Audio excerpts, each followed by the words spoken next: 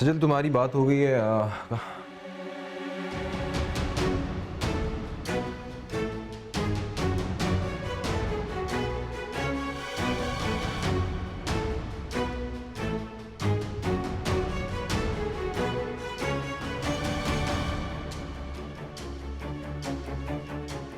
Fahad, I think मुझे चलना चाहिए अभी। नहीं, तुम कहाँ जा रही हो? ना लिसन प्लीज, ये मेरा ऑफिस है, बाहर लोग बैठे हैं। So what? कोई भी ऐसी हरकत मत करना जिससे तमाशा क्रिएट हो, बाहर लोग बैठे हैं। तमाशा तो ऑलरेडी बन चुका है। Calm down, okay? ऐसा कुछ नहीं है जैसा तुम सोच रही हो, ओके? उसका हाथ छोड़ो please, leave her hand please.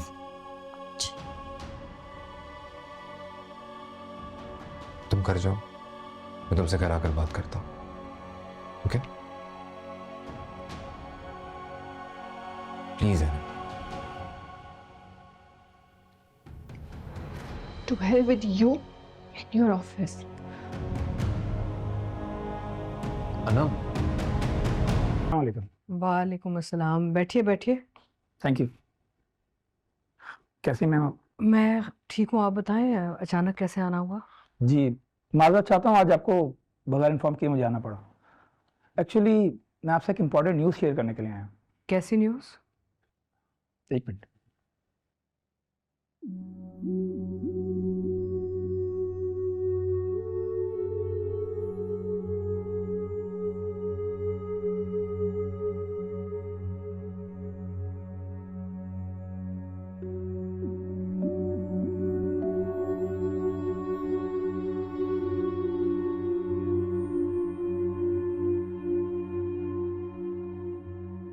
आप प्लीज़ ये फाइल देख लीजिए।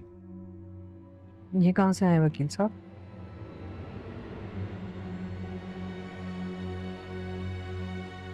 कि एक्चुअली एक मलेशिया की प्रॉपर्टी है, उसके हवाले से मैं पता चला। इसके बारे में तो कुछ पता ही नहीं चला हमें। नहीं, पहले हमें नॉलेज नहीं थी, लेकिन जैसे ही मिली हमने कहा आपसे इन्फॉर्म कर। और ये कहाँ पे मलेशिया में?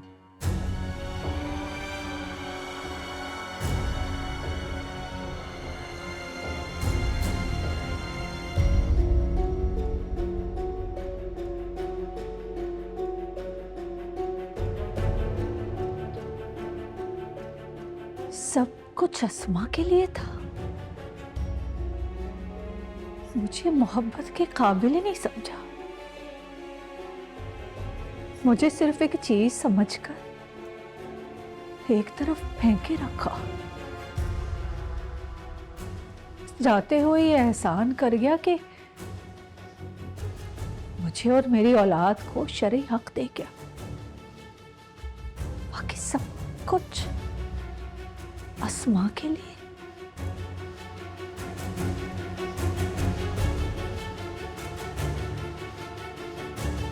सॉरी, बताएं। ये देखो ना, ये पेपर्स मुझे समझ नहीं आ रहे। अभी वकील साहब आए थे थोड़ी देर पहले और बता के गए कि तुम्हारे बाबा ने मेरे नाम पे मलेशिया में किसी प्रॉपर्टी डेवलपमेंट में इन्वेस्टमेंट की हुई है। समझ में नहीं आ रहा, मुझे इस इन्वेस्टमेंट के बारे में कुछ पता ही नहीं था। I am quite shocked. मुझे भी बिल्कुल आइडिया नहीं था कि पापा ने मलेशिया में कोई इन्वेस्टमेंट की है। नवीद, तुम्हें कोई आइडिया था? हाँ, नहीं, मैं नहीं जानता इस बारे में। तो लास्ट वीक आप मलेशिया क्यों गए थे वैसे?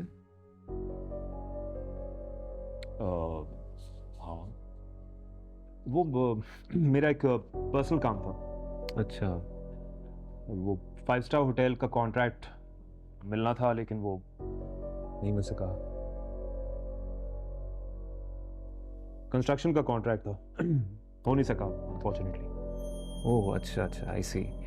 खैर मामा, क्या कह रहे थे वकील साहब? क्या करना है हम? What's the next step? वो कह रहे थे कि प्रोसीजर काफ़ी सिंपल है। ये जो डेवलपर्स हैं उनके साथ ऑनलाइन 1-2 मीटिंग्स करनी पड़ेंगी मुझे। उसके बाद जो प्रॉफिट मार्जिन है वो मेरे अकाउंट में ट्रांसफ़र कर दिया करेंगे। Sounds very odd, I don't know. But that's a good thing ना, ये तो खुशी की बात है। लेकिन आप खुश नहीं लग रही हैं, आपके चेहरे पे उदासी है बाबा, क्यों? बेटा मैं तो ये सोच रही हूँ कि पता नहीं तुम्हारे बाबा ने और क्या क्या सरप्राइजेस रखी हैं मेरे लिए। पहले एक दूसरी बीवी आ गई, एक बेटा, एक सुतीली बेटी, पता नहीं क्या क्या, और अब ये, अब अल्लाह खैर करे आगे क्या होने लगा है। मामा रिलैक्स, ये दो अलग अलग बातें हैं। और आप ये सोचे ना कि बाबा को आप पे कितना ट्रस्ट था, कितना चाहते थे आपको कि आपके लिए इतना बड़ा सरप्राइज छोड़ के गए। ये सरप्राइज तो कुछ नहीं है, जाते जाते जो तुम्हारे बाबा ने मुझे सरप्राइज दिया है ना, उससे बड़ा झटका लगा है। अब मुझे सरप्राइज से ना नफरत है। आई एम पेट्रिफाइड बेटा। खैर देखते हैं what we can do about this.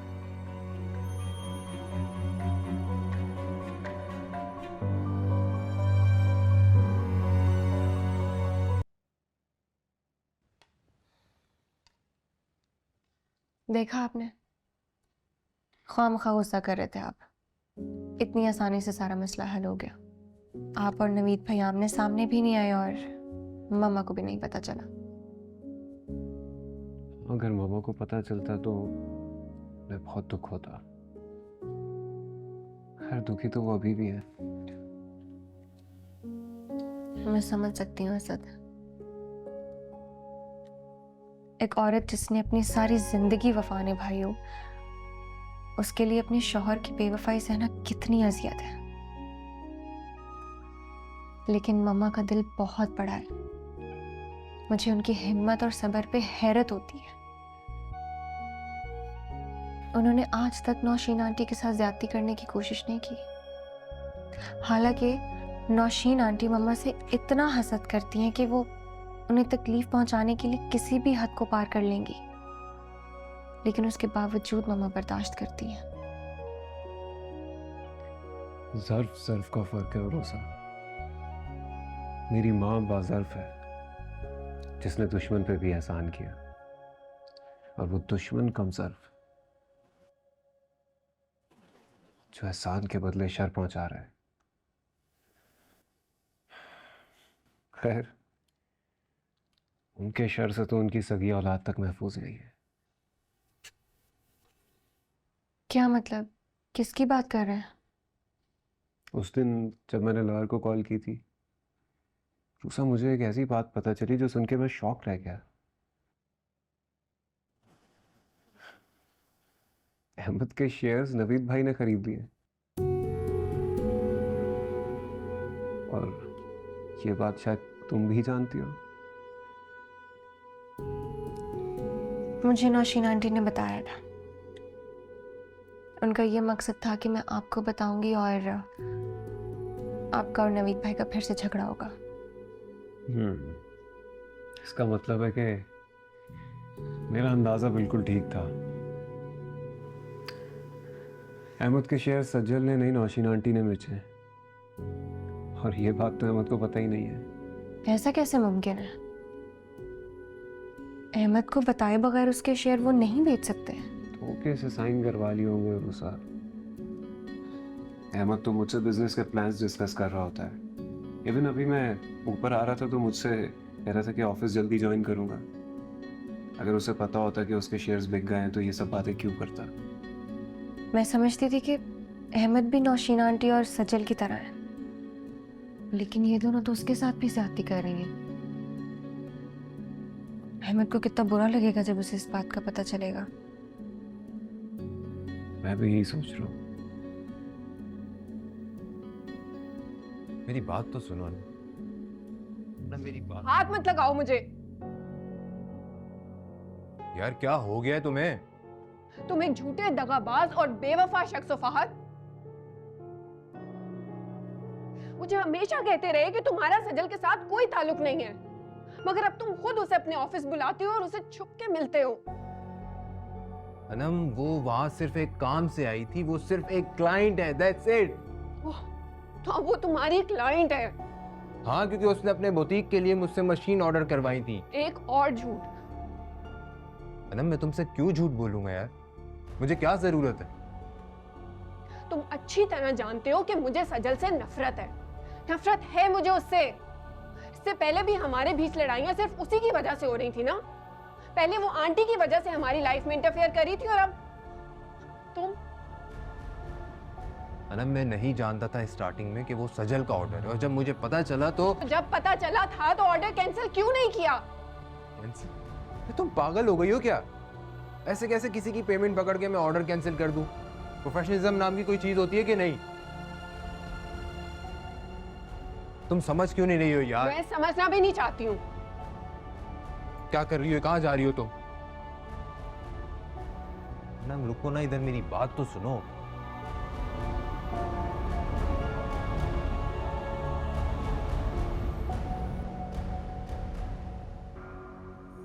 कल आती है ना ये मोहतरमा, तो इसकी अच्छी तरह से क्लास लेती हूँ। दुपट्टा भी इस्त्री करके नहीं गई। अब क्या करूँ, चेंज कर लूँ या दुपट्टा इस्त्री करूँ? चलो दुपट्टा इस्त्री कर लेती हूँ। मैं तुम्हें बताना चाहता था मगर क्यों छुपा के रखा आज तक इस बात को मुझसे? क्योंकि मैं जानता था ऑलरेडी तुम मुझसे नाराज हो जाओगी, इसीलिए मैंने सोचा कि मेरी लाइल्मी का भरपूर फायदा उठाओ तुम। क्या फजूल बातें कर रही हो यार तुम? भरोसा नहीं करती हो तुम मुझ पे? नहीं है मुझे तुम पे भरोसा। कल तक मुझे उस सजल पे शक था, मगर आज पूरा यकीन है कि सिर्फ सजल ही नहीं बल्कि तुम भी इसमें इन्वॉल्व हो। मुझसे छुप के तुम उस सजल के साथ अफेयर चला रहे हो। आज जब रंगे हाथों पकड़े गए हो तो एक नई कहानी बना ली है। होश में तो हो तुम, सोच समझ के बात करो थोड़ा। क्या समझती हो तुम खुद को? जब देखो मुझ पे इल्जाम तराशी करती रहती हो, जब देखो मुझसे वसाते तलब करती रहती हो। बस हो गई है मेरी अब। तुम्हें जो समझना है तुम समझो, जो तुम्हें करना है करो। आई डोंट केयर, मैं तुम्हें मजीद अब क्लैरिफिकेशन नहीं दे सकता हूँ। I am done. मुझे भी ना तुम्हारी झूठी वजाहतें नहीं चाहिए, और मैं तुम जैसे घटिया और धोखेबाज इंसान के साथ एक सेकंड भी नहीं गुजारूंगी।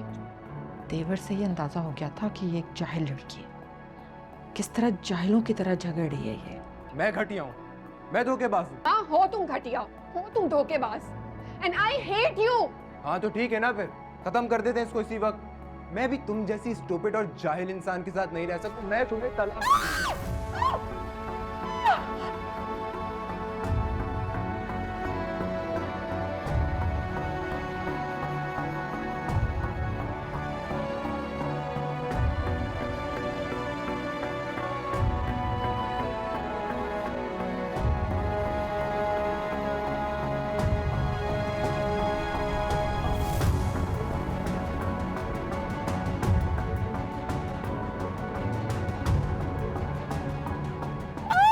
क्या हुआ है आपको? हाँ, करंट कैसे लग गया आपको?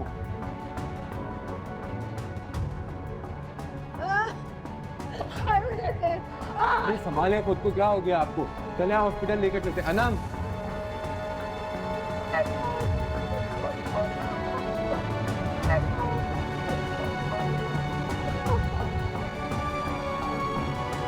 नहीं संभाले खुद को, उठे आप, हॉस्पिटल लेकर चलो आपको।